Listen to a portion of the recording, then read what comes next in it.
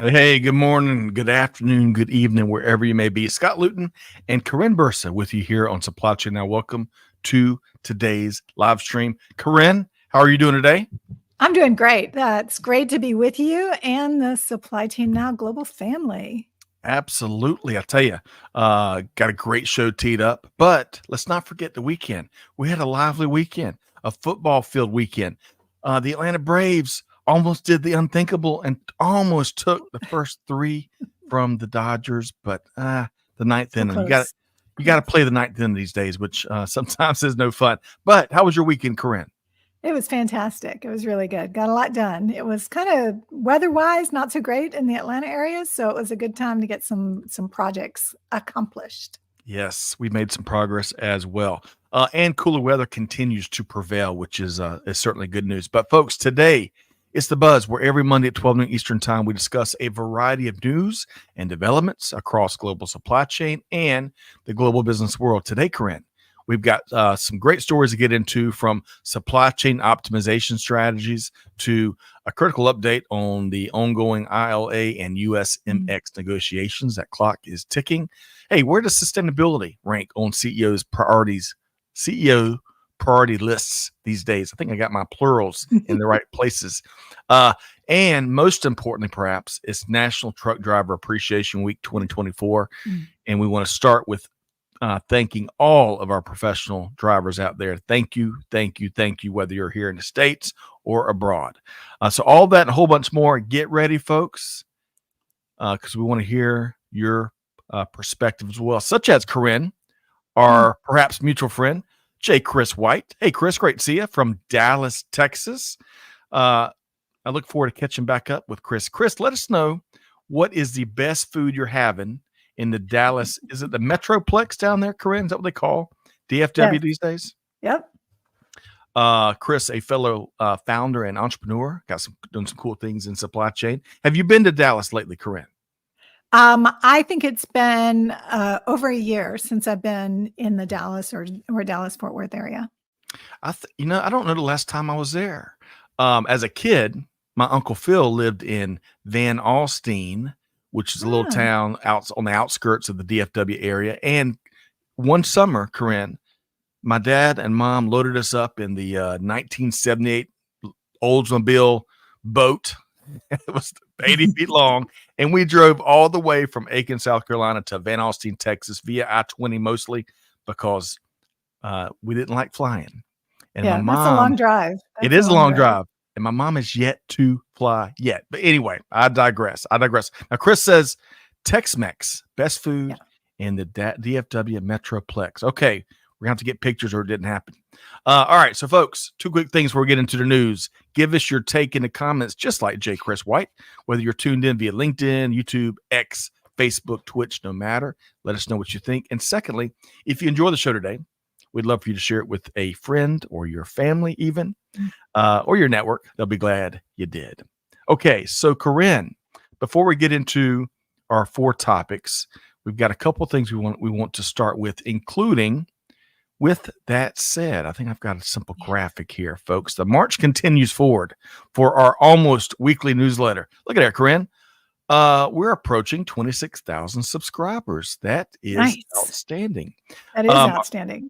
So the big focus, as you might expect from this edition, was National Truck Driver Appreciation Week. We shared a bunch of factoids, an interesting take, different take, counterintuitive take. I would say a take that folks aren't hearing enough of as it relates to the driver shortage. And is there one? Because it's not that simple.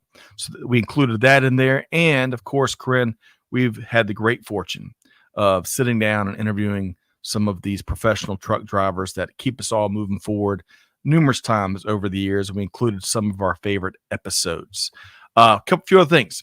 Logicon 24, hosted by our friends over at Logility, free virtual event on supply chain leadership. Y'all check that out. We included a guide on spend visibility from our friends at Omnia Partners. You got to see it in order to manage it, I think, Corinne.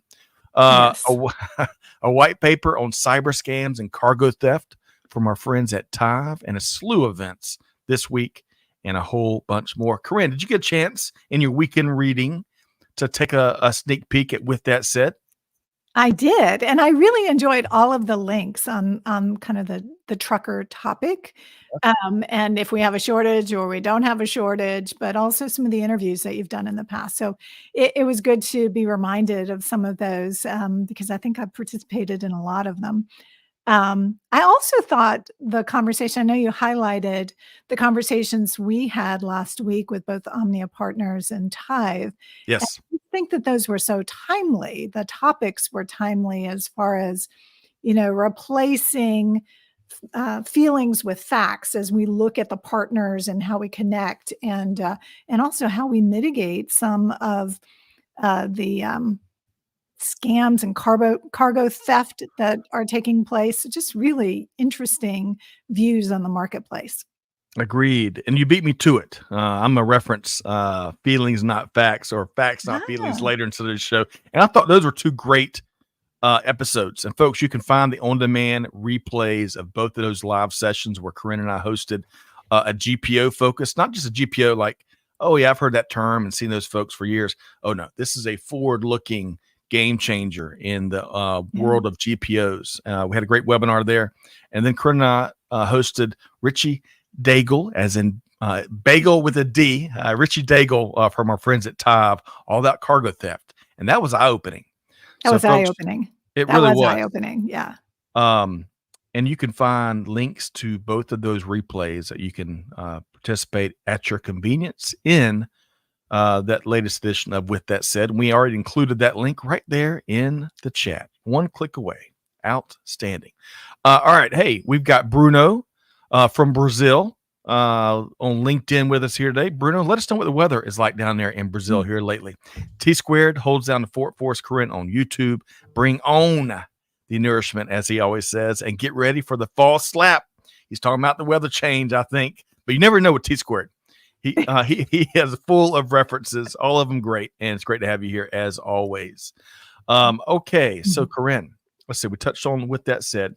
Let's dive a little bit deeper though, because National Truck Driver Appreciation Week happens once a year, and I want to share some factoids that may. And we got the smartest audience in all of global supply chain, Karin, so we're not going to surprise everybody, but we got some. We'll be provoking some thoughts here, I think, with some of these numbers. So, according to the American Trucking Associations (ATA), we got 3.5 million drivers here in the U.S. alone, over 330 billion plus miles traveled. Now, I think that's yearly, Wow.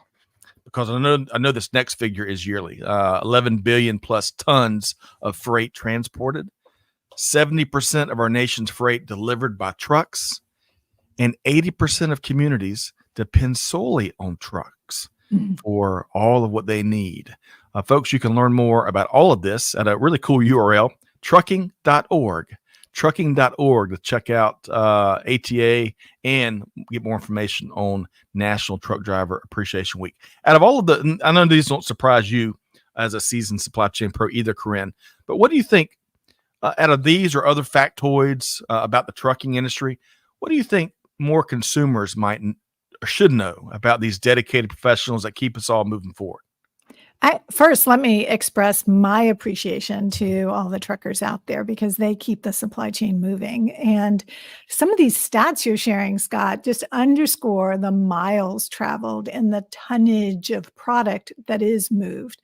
I didn't realize the stat there on um, how many small communities. That's the only way they get the goods, Right. right? So it is even more important that we leverage that and use those resources as wisely as possible. Keep That's them right. connected. Yeah. Keep them connected. Keep them connected. I think truck drivers, I think a lot of folks just assume kind of what they do day in and day out. They really don't Mm. know their experiences. That they really don't know a whole Yep. bunch about what they do. And, all of them don't do the same thing, which is also Yeah.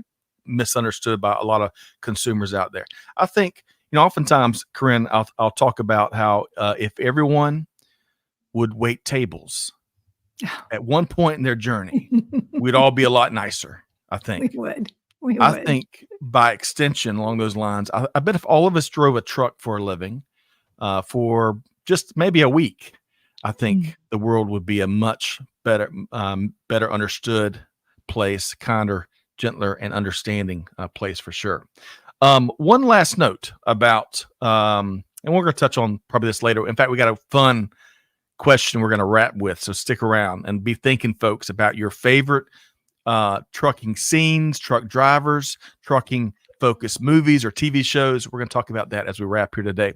But I have, on YouTube, where you can find just about anything that your heart desires, there's some wonderful trucking channels where truck drivers will just grab a GoPro and just document their days, their stops, their pickups, what they do. It is fascinating stuff, Karin. And I'm trying to find the channel over here to my right. Oh, it's called Trucker for Life.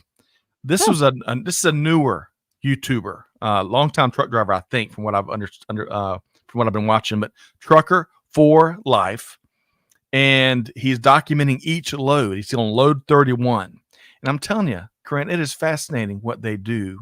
To keep industry moving. So I'm glad that we need to set aside a whole month. A week isn't good enough, is it, Karin? It's not good enough. And I think, what is the old adage about walk a mile in their shoes? I think spending a day with a trucker and seeing what they go through and the load and unload process and the actual transport is really interesting. A lot of us don't fully appreciate the wait time, the wasted time, the patience that's required on their parts as they queue up and receive their loads, and then as they queue up to unload. It helps you really understand that when they have a great personality and are very professional, you need to appreciate it that much more. Well said. Well said. So if you want to do something today, if folks, you want to take action today after you watch this live version of The Buzz, just drive with a little bit more patience and consideration, because these folks, beyond all that, what Karin just shared, they also got to drive a really big vehicle amongst all of us bad drivers, whether you're in Atlanta or plenty of other places. So just be kinder.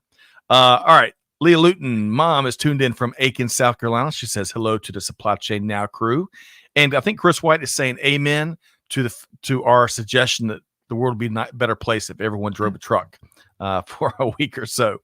All right. So, Karin, a lot more to get into here today. We're going to start with this interesting article over from our friends at Supply Chain Digital, and it lays out 10 supply chain optimization strategies. So, Karin, which out of the list of 10, what stood out to you? Yeah, I'll tell you, the number one thing that stood out to me is that this article highlights some amazing growth in the supply chain sector. So it gave a figure of 25.7 billion in 2022, but skyrocketing from 25.7 billion to 72 billion by the year 2032. That's the biggest number I've seen. Wow. So to me, as a supply chain professional, that was encouraging. One, to be in a market and have a skill set where there is so much growth. After that, Scott, there was a lot of talk about AI-powered supply chains driving efficiency. And they had some good numbers associated with them, like 67% more efficient. Right. And 65% looking to automate some decision-making. I think all of those things are very good news for the industry and can be applied to lots of different parts of the supply chain. So, very encouraging article overall. It did talk about, Scott, focus on inventory optimization. Right. We know this. This has been a conversation for decades, right? Right. Nothing new there, but we know that inventory is the most tangible part of the supply chain. We see it. We know when it's stored. We know when it's moving. We know when it's obsolete. So still lots of focus in that area as well. There was also mention of demand forecasting. Yep. So continued focus on better market signals. So using some of that AI to apply to better forecasting, better demand planning, I think is a no-brainer. So if your company is not investing in these areas, I'd really encourage you to take a look. But those were a few of the 10 items that really stood out to me. How about you? Love it. And folks, this is from our friends at Supply Chain Digital. We also dropped the link so you can peruse it and give us your thoughts as well. One click away. So here's some things that stood out for me. I love that this is, I'm just going to take this quote from the article. Lessons from the pandemic have prompted 75% of professionals to rethink their strategies. Yep. End quote. Karin, what the heck are the other 25% doing? If they, and I'm kind of saying that with, having a little fun with it, but yeah. On a more serious note, one of my biggest fears is us having short memories about what we experience on so many different levels, not just in supply chain, but in a greater humanity sense. Yeah. So that stood out. This PPRR, prevention. I wasn't familiar with that acronym. That's the first time I've seen that. So I agree. That was really interesting. Excellent point. Prevention. So maybe a new acronym for some of you out there. I don't think I've ever used it either. Prevention, preparedness, response, and recovery. Now, I tell you, I love, out of those four things, that first P, because as we all know, if we can prevent chaos and disruption in the first place, well, that is huge, huge. Let's see. Investing in employee training was one of the 10. Now that sounds, it's easier said than done.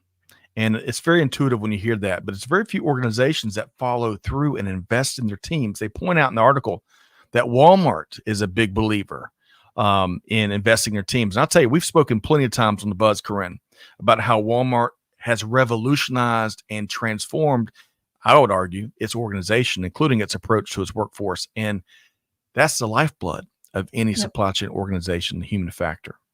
Data accuracy and transparency was one of the 10. Now, Karin, love this phrase that came up. And this, I told you I was going to bring this up. You beat me to the punch on the front end. But to paraphrase this phrase that we were talking about in a recent event, let's not deal in feelings. Let's deal in facts. A little twist on maybe what we said a couple times. Data, but not all the data. Not all the data. Right? We've got to use our discernment superpowers and dial it in on the data that matters. And visibility, or the data, insert whatever you want to there, it's not good enough. We've got to know what to do, what solutions to put in place. And that's where I see tons and tons of new innovative can-do taking place across industry. So those were a couple of the things that stood out to me, Karin. Any final thoughts before we move on to an interesting second story? No, those are great points. And the overall theme in this article on 10 areas was leverage that technology to build that trust in both your teams, your talent, but also in your partnerships with trading partners. So with customers and suppliers and carriers, let's leverage that technology to make the full global network more productive in the future. So lots of growth ahead. Lots of growth ahead. There's plenty of others we didn't get to, folks. We all check it out, from risk management to regionalized sourcing, all sorts of. I loved all the data points and the survey points they put into the whole list of 10. So y'all check that out. Hey, really quick, our mutual friend here, Karin, Rob Haddock, is with us here. Talking about lane management and forecasting and key holding shippers accountable, perhaps. And Karin, if I'm not mistaken, I saw Rob out there along with another one of your network colleagues, and they're doing a regular freight market update. Rob, you're gonna have to drop the link in the chat. For folks that don't know, Rob spent, Karin, we're careful not to break the 20-year rule, but Rob spent a whole bunch of time doing big things in supply chain and transportation in particular at a very well-known, globally known, iconic beverage company. And he's quite the pro when it comes to talking supply chain optimization and leadership, huh, Karin? Absolutely. He's been behind a number of transformational initiatives over the years. So lots of contributions and just a great point of view in the marketplace. So I agree with you, Rob. I agree with you, Karin. And we've had we've had the great good fortune of having him here a couple times. So Yeah. as I mentioned a second ago, I was laughing because of what he just typed in the comments. I know. I saw that. So we typically don't break the 20-year mark, but we let other folks do it. So he says 2x, 40 2x. and then plus. So 40 plus years doing big things in global supply chain. So Rob, great to see you. Chris says, to me, efficiency, i.e. optimization, is the opposite end of the spectrum from responsiveness, i.e. resilience. As we focus on risk from a strategic perspective, we will have to move away from true optimization. For example, adding a second supplier for a critical part helps with resilience, but costs more money, so not optimized. Great points there, Chris. Great points. Karin, would you largely agree with that? I agree. And I have found over my career that the true optimal plan rarely gets implemented. So it's either puts concerns into the network that it's going to be too lean and not have enough excess to account for disruptions, or as Chris just said, as companies really look more and more at mitigating risks, it becomes an opportunity to do maybe a suboptimal plan. You still want you want to understand what the optimized plan is, but then you can start layering in different contingencies. Yes. Well said there, Karin and Chris. And it reminds me of that quote. There's several of them, but something like action today is better than, or something about basically not waiting on the perfect plan to get started. I think a famous general shares something along those lines. It might come to me later. Anyway, let's see here. Let's move along to this interesting story. So the ongoing ILA and USMX labor contract negotiation, or lack thereof, Karin. Now, I'm going to unpack this a little bit. We've been talking about this for months. You've got the ILA, the International Longshoremen's Association on one side, right, representing the labor force. And on the other side, you've got that USMX, the United States Maritime Alliance, representing a lot of ports out there, especially in this case, representing ports in the Gulf, across the Gulf Coast and all the way up the eastern seaboard. At play is the current labor contract that is in place in those ports from Texas to Maine and all points in between. It expires on September 30th. And the ILA has been threatening a strike for weeks, right? In fact, though, did you know there hasn't been an actual strike since 1977? What's that, 40, 50 years ago? What's my math? Roughly 40, 50 years ago. Yeah, almost 50 years ago. Where's my calculator? And no one wants one now. Get this, Alan Murphy, CEO of Sea Intelligence, says that, quote, it would take 6 days to clear the backlog from a one-day strike. Elsewhere, many analysts claim that the 11-day lockout in the West Coast ports back in 2002 had an economic cost of $1 billion a day. But unfortunately, many of the not-to-be-named exports, I'm not going to lay out any of my sources out there, right? It's a very sensitive topic, of course. They say the question is not, it's no longer, rather, if a strike takes place, but rather the question is, how long does a strike go?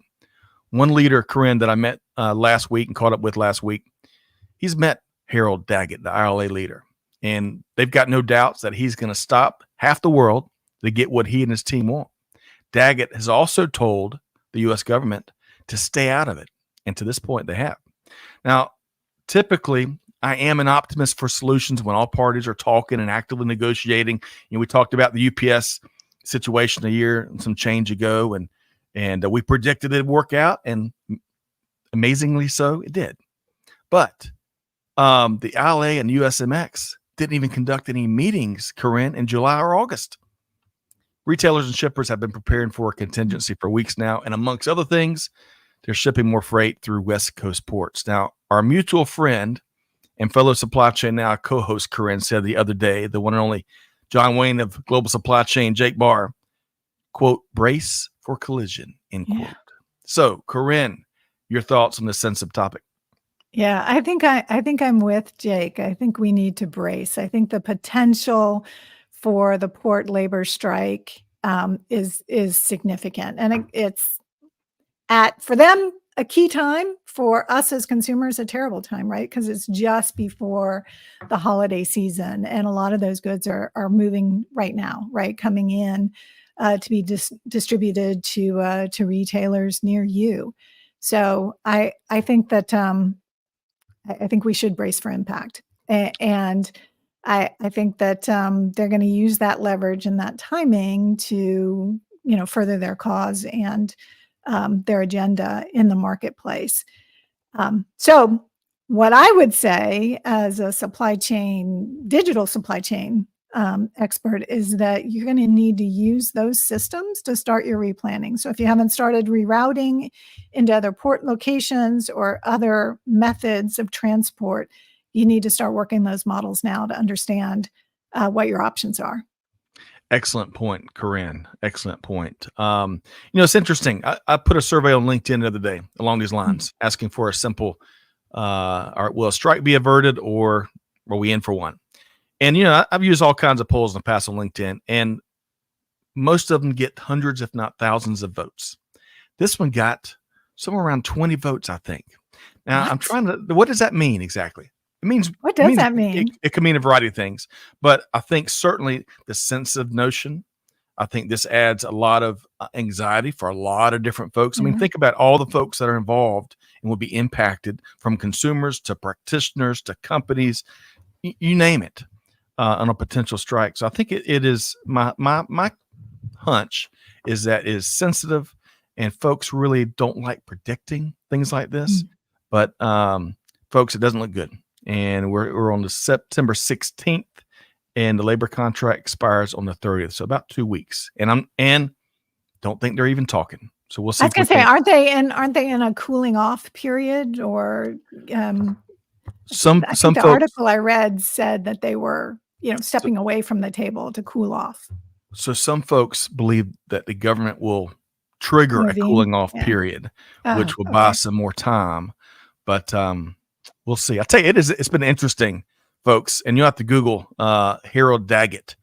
A lot of folks call him a throwback, right? His how he responds to interviews, just his character. He's an interesting person to learn more about. So you have to Google that and check it out. And we're going to keep our fingers crossed. But I think that brace for collision is what lies ahead. We'll see. All right. So, Karin, let's keep moving. By the way, we had mentioned Rob Haddock's transportation market updates. He's dropping a link right there. Check it out. Someone that certainly is in the know and has done it and led it for a long time. Check it out and let us know what you think. Rob, great to see you as always. Okay. Moving right along to another interesting article. And we're going to go back to the CEO Suite from our friends at DC Velocity comes interesting takeaways from a survey of some 3,000 CEOs from the United Kingdom, Europe, and the US. Karin, what stood out here? Yeah, Scott, I am always trying to better understand what CEOs are thinking about, especially how they view all things supply chain. So I found this article and the underlying research report, which was done by Proxima. I think it's called the 2024 Supply Chain Barometer Report. But it's packed full of some interesting insights. A good sample size with 3,000 CEOs responding. And what was interesting, especially in light of our conversation just a few minutes ago, is 87% of CEOs still see resiliency problems in their supply chain, right? So no surprise. Every disruption, we look at what's it take to respond and replan. What I would like to know is what you said, Scott. What are the other 13% doing, or how have they solved that problem or taken that concern off the table? So I know you've probably given some thought to that. But the other thing that was interesting in some of the research results is that it sounds like companies are really starting to make the changes to their physical supply chains. So we talked about this just a minute ago when we talked about an optimized plan versus a plan that takes into consideration maybe multiple sourcing partners, different distribution networks, et cetera.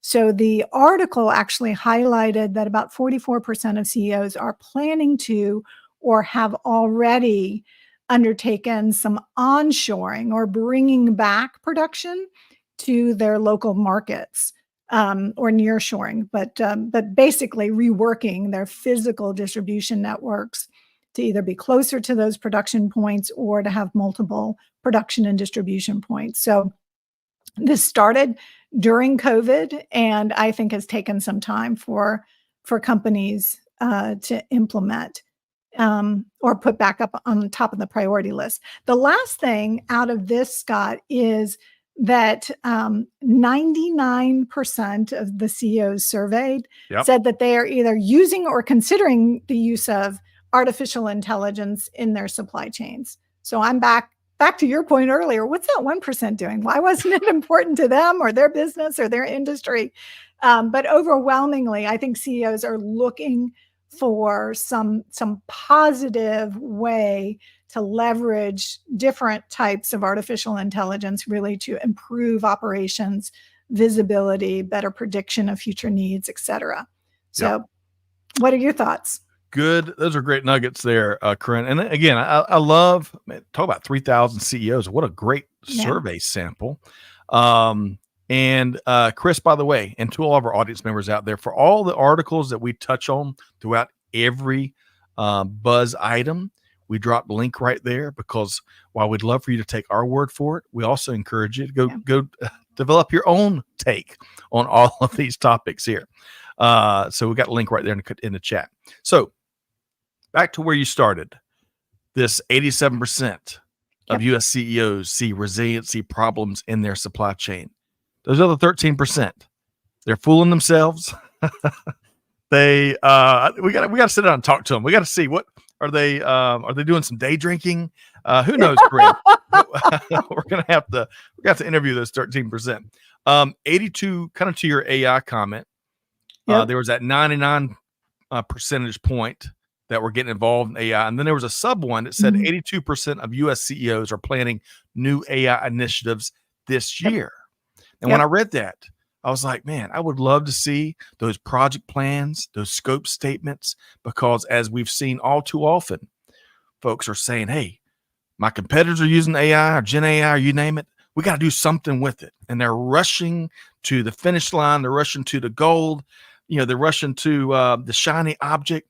And as we've seen time and time again, all of them don't have well thought out plans, right? That how is our organization going? How does it fit into our strategy, and where does it deliver return? In fact, we reported on AI engineer burnout a few months back, Karin, immense pressure, long hours, shifting priorities and mandates, right? Trying to nail Jello to the wall.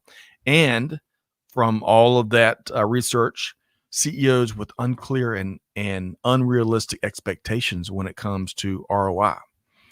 And folks, burnout is a real thing. In this case, we're talking about AI, but there's been plenty of burnout across global supply chain. And the pandemic brought on a lot of it. And I think anytime you get, Karin, in my experience, when you get real shaky, murky direction, they can lead to frustration. It can lead to stress and burnout, and many other things, and a whole bunch of wasted resources and frustrated team members. Another thing, 63. Before I go on, Karin, all that. What's your take? I know I covered a lot there, shared a lot there. Your quick comment there. Yeah, I think I still encourage folks to lean into artificial intelligence. There's lots of different use cases, different areas of your supply chain that you can apply those capabilities. Check with your current technology partners, get an understanding of what they're doing and how they're incorporating it into your digital supply chain solutions. They may make it easier for you to adopt and embrace in different areas. And the bottom line is, Scott, even when an AI project fails, and I hate the word fails, if you learn something from it, then we're going to be smarter in the next use and the next approach that we take. And I think that this is evolving so rapidly that we've got to get some experience and some momentum in the area of how we actually tap into different types of artificial intelligence, whether it's analytic and predictive in nature, or whether it's generative AI or other large language models that are being utilized. it's going to change the way we do business, much less how we are able to operate our supply chains and plan for the future. No doubt. And it already has in many ways. I don't disagree with that, Karin. I don't. I think you shared a couple of operative things there. I think it's really important. And I should preface that by saying there are plenty of things that only technology can do at the scale that global supply chains operate. So that's an important thing to put out on the table. But I think a smart, planned approach, not AI for the sake of AI. What is the business problem we're trying to solve, and then working back to find the correct, the most appropriate tools. And then one other thing you mentioned, there's a lot of leaders out there that I've come across and rubbed elbows that have no appreciation for failing and what the good stuff that brings to teams. Yep. So you might say, what's wrong with that? Well, you can learn so much from failing, but if you don't manage and lead and share that appreciation with the team so they don't take it the wrong way, which kind of hurts their morale and camaraderie, that's a very delicate balance. So I love what you said there. Smarter, planned approach, and an appreciation for failing, because look, everything we're not going to touch with new innovative technology is not going to be a smashing success. But we got to learn from our wins and our losses, like you mentioned there, Karin. Okay, we could do a whole hour long, I think, on just that last, a couple of AI bullet points there. 63% of the CEOs, and again, we're talking about this DC Velocity article that focuses on the Global Supply Chain Barometer report, which again is based on 3,000 CEO responses to a wide variety of questions. 63% of the CEOs say they're worried about the potential for human or labor rights issues in their supply chain. To that end, I'm glad this comes up, and I'm glad this was part of the survey. I want to share our friend Tim Nelson and Hope for Justice, who are helping organizations not just uncover human rights abuses in their global supply chains, but do something about it. Folks, you can learn more at hopeforjustice.org. And one last point there, Karin. When Tim's been with us a couple times, very passionate, intelligent individual. And I love his approach. It's like, we're not going to be, CEOs shouldn't be surprised that they find human rights abuses in their supply chains, right? Because it's so prevalent, sadly. But also that surprise kind of sometimes can create an embarrassed approach, and they sweep it under the rug, and that they miss a tremendous opportunity from creating a step change in their organization, addressing the travesties, but making their ecosystem better. And I think that's a great point. He says it so much more eloquently with a wonderful British accent that I could listen to him read the dictionary. But I think it's really important. That spotlight is powerful for so many reasons, to include the times when we own what we find. And we've got a tremendous opportunity to do the right thing. So your final thought there, Karin, on that, the human labor rights issues that the survey found. Oh, yeah, absolutely. So, I mean, technology doesn't replace the fact that we are all human and that we have humans operating key parts of our supply chain. So I do think, I agree with Tim, we've got to uncover and do something about abuse that happens in all forms. So I totally agree. Well said. I agree. So folks, check it out. Let us know what you think from this data via our friends at DC Velocity. Okay, let's see here. Fourth item, we're going to stick with the what CEOs are thinking theme with this next article. And this is interesting. This may surprise some folks. It may not surprise some other folks. This comes to us from the Wall Street Journal, which published an interesting take on how sustainability is falling a bit on the CEO's to-do list. And that's a long list, I bet. I know my list is long. How about yours, Karin? So Bain & Company, Bain & Company shared a report out last week that said, according to their research, the top issues for CEOs are AI, hence all our comments a minute ago, Karin, growth, inflation, and geopolitical uncertainty.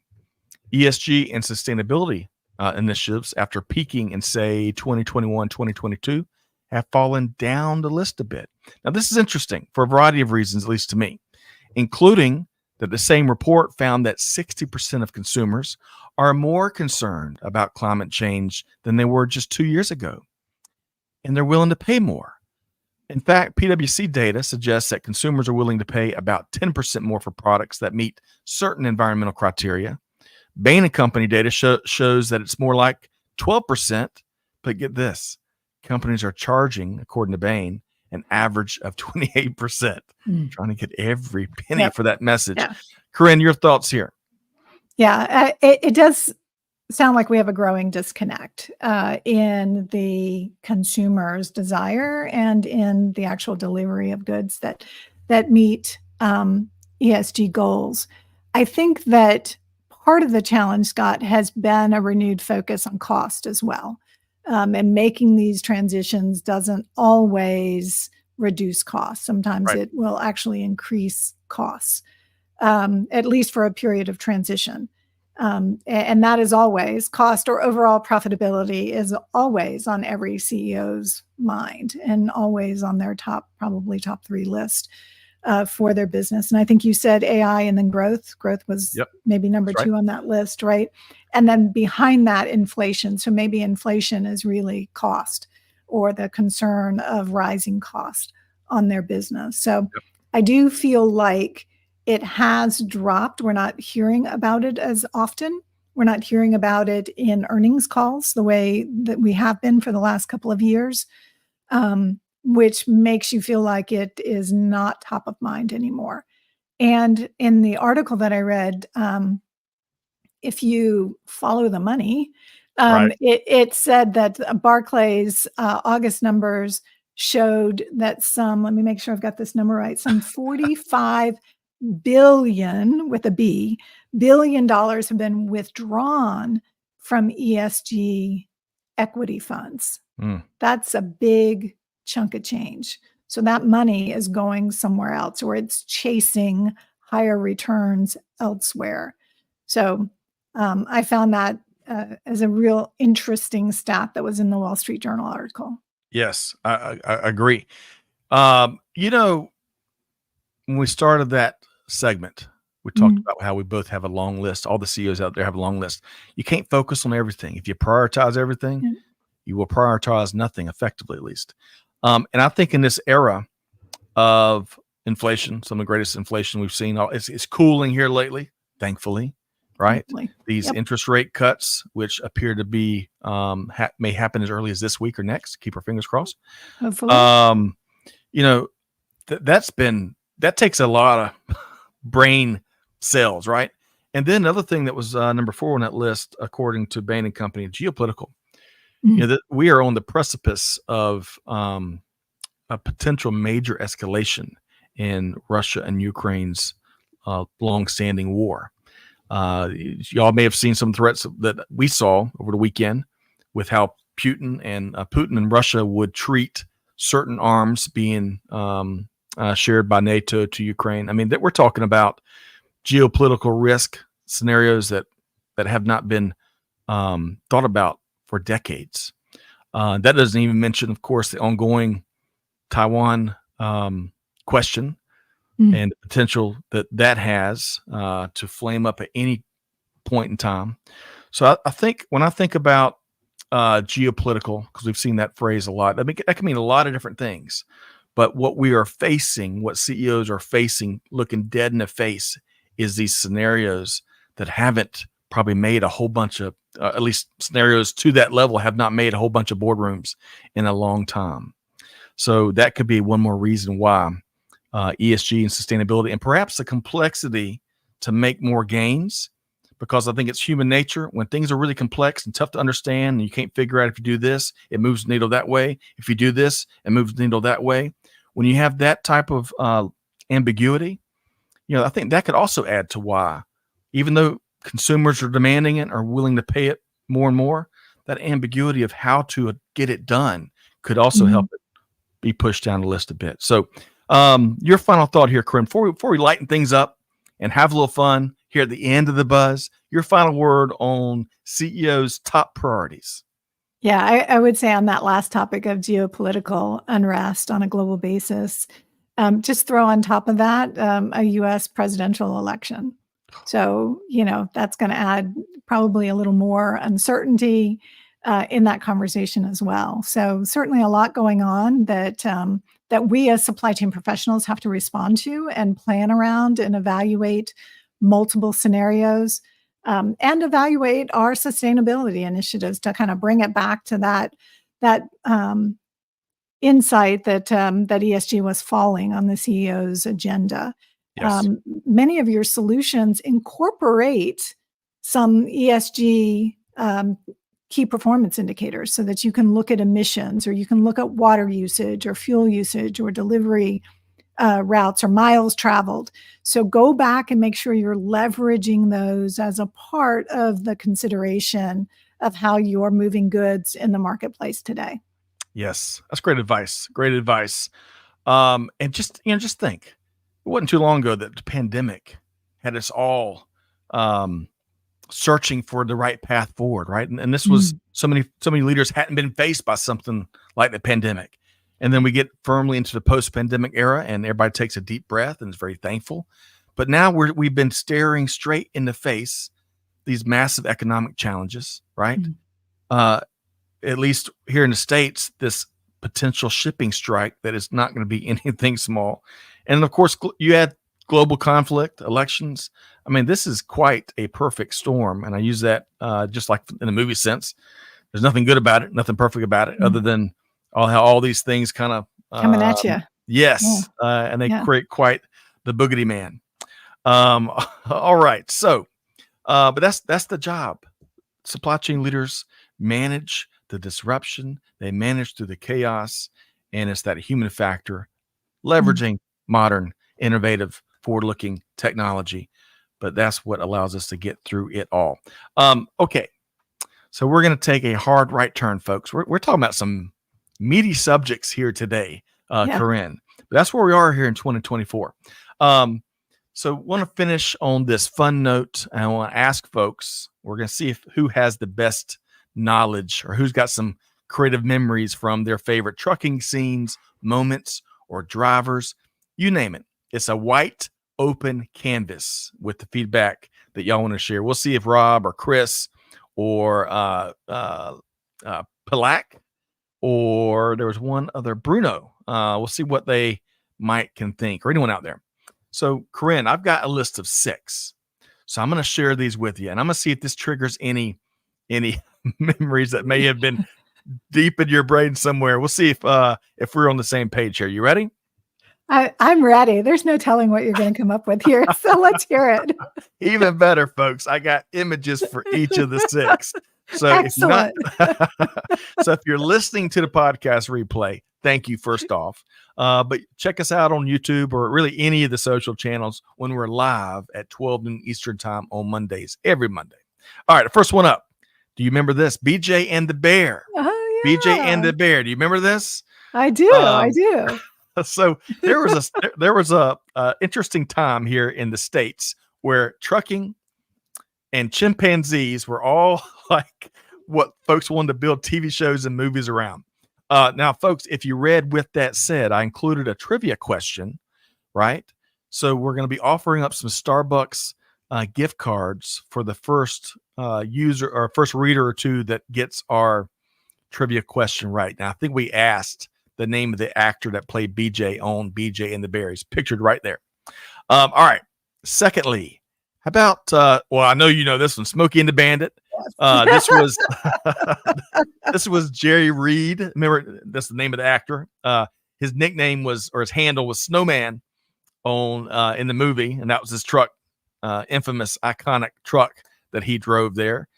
Some people may not know Jerry Reed was born right here in Atlanta, a ways back. Now, I brought this up in the pre-show, and I found out that Karin, Burt Reynolds, of course, big star of Smokey and the Bandit. You've got some common roots with the one and only, huh? Yes, I do. It's funny. I think I mentioned that my mother went to high school with Burt Reynolds, and he had a place in South Florida, which is where he was from, in the Palm Beach area or West Palm Beach area.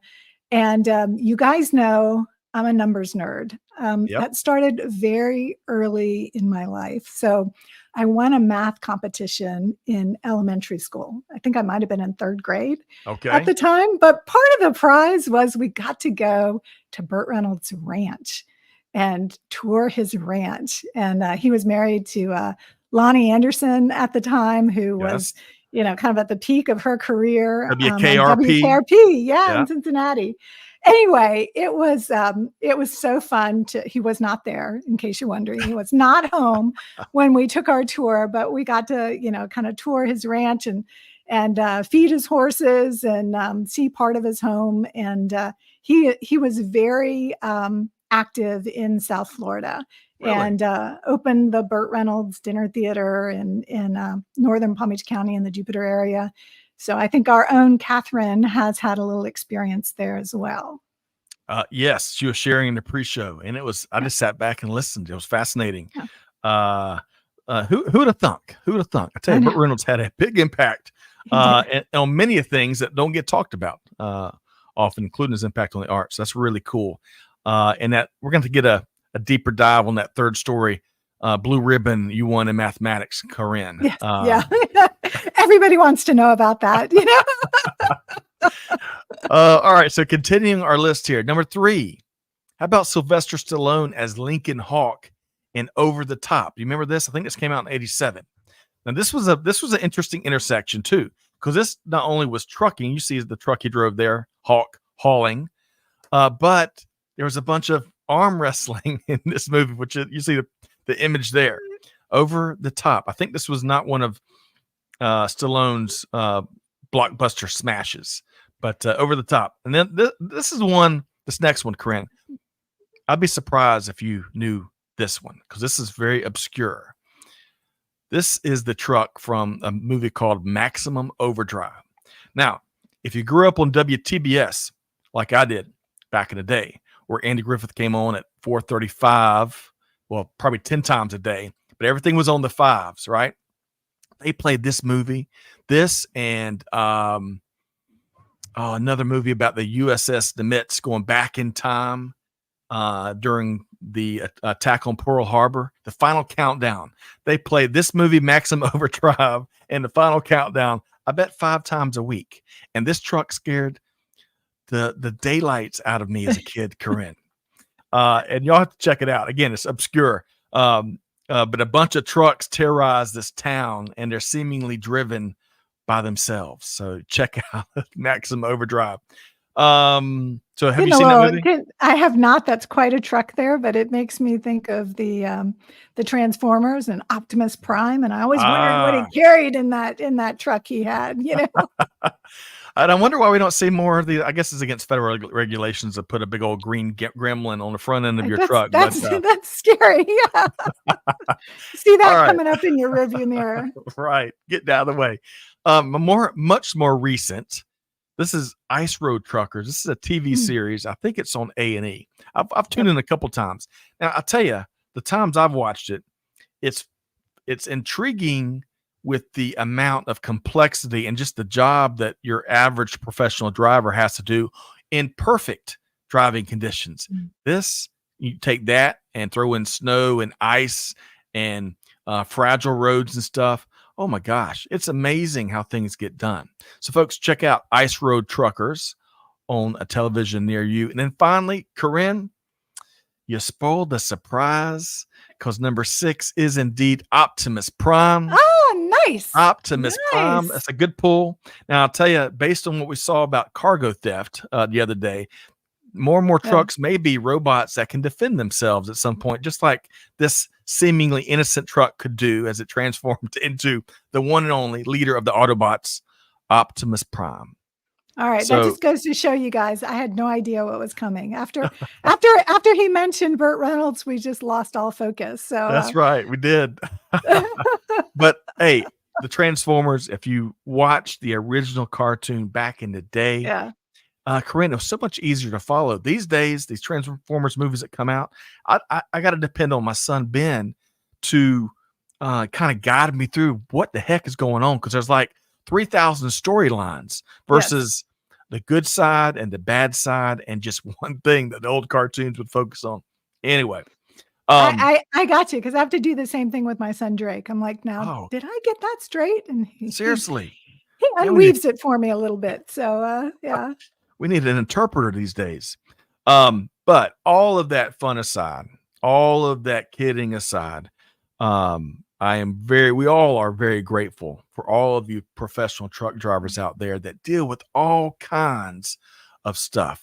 Some common things that some of us supply chain practitioners and pros know about, and plenty other stuff that we don't know about, and plenty that your average consumer, we're all consumers, but many consumers that have just kind of heard the word supply chain during the pandemic and have just started to kind of piece things together. Well, those are the folks that may not know anything about the average day in the life of a professional truck driver. So on behalf of all of us, thank you for what you do. And Karin, anything else to add on this kickoff second day of National Truck Driver Appreciation Week? No, just want to say thank you once again myself as well. So we really appreciate all you do each and every day to move those goods to market. That is right. Okay. What a wonderful conversation. Hey, Jeremy, you're a bit late. Hope this finds you well out there in the land of X. I've really enjoyed your contributions to previous live shows. Let us know how your weekend was. We also want to make sure. So Amanda and Catherine, big thanks all y'all do behind the scenes. We're going to drop a link in the chat. And if you want to learn more about any aspect of the Supply Chain Now ecosystem, from With That Said to our programming, to our podcasts, to even our most recent media kit, you can check all of that out and all the social stuff on the link that we're dropping right here, Karin, right here. I love it. We make it so much easier.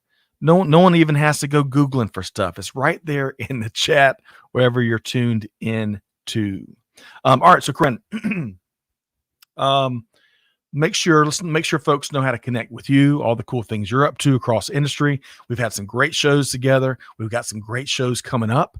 But what would you suggest to folks that want to connect with the one only Karin Bursa and what you're doing in industry?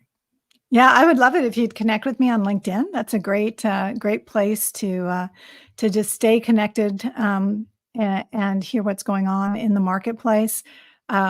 It's a great time to be in supply chain. I'm working with both established and new technology providers that are doing some really interesting things in this area of AI-driven supply chain. And I just encourage you to kind of stay tuned. There's more coming. Wonderful. Folks, that sounds like they're forging the path ahead through this perfect storm that we described earlier. Really cool stuff. And folks, again, we try to make it easy.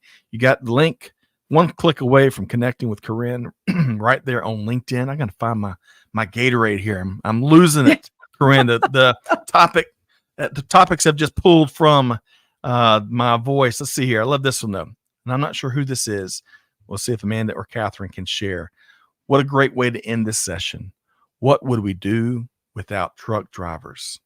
That's Amen. A great question. Yep. Amen. All right, folks, whatever you do, one last note here. If you enjoyed today's session, check out all upcoming Supply Chain Now live streams and webinars. These are driven by registrations. You don't have to be able to make the live session, but if you register, guess what? You get the on-demand version sent to you right after. It's easy. So check that out, folks. And that was Savita that shared. What would we do without truck drivers? Excellent. Great to have you here, Savita. Karin, always a pleasure. Thanks for being here on The Buzz today. Thank you. And as a reminder, it's a great time to be in supply chain. Absolutely. I'm with you. Big thanks to Catherine and Amanda behind the scenes to help make production happen. Big thanks, most importantly, to all of you out there, folks that are tuned into the live session, folks that will be tuning in each week on Fridays as we publish the replay on our podcast channels. Thank you for being here. Thanks for all your feedback. But most importantly, beyond all of that, I urge you on behalf of the Supply Chain Now team to take one thing that our community members said here today, Karin said, I said, these articles say, you name it, take one thing, put it into action today, because as Karin mentioned, not only is there a massive opportunity to do business differently, but your team is ready to do business differently. Your customers, your suppliers, the whole ecosystem. and we got to take advantage of the art of the possible. Mm. So on behalf of the whole team, Scott Luton signing off for now. Challenge you to do good, give forward, and be the change that's needed. And we'll see you next time right back here at Supply Chain Now. Thanks, everybody.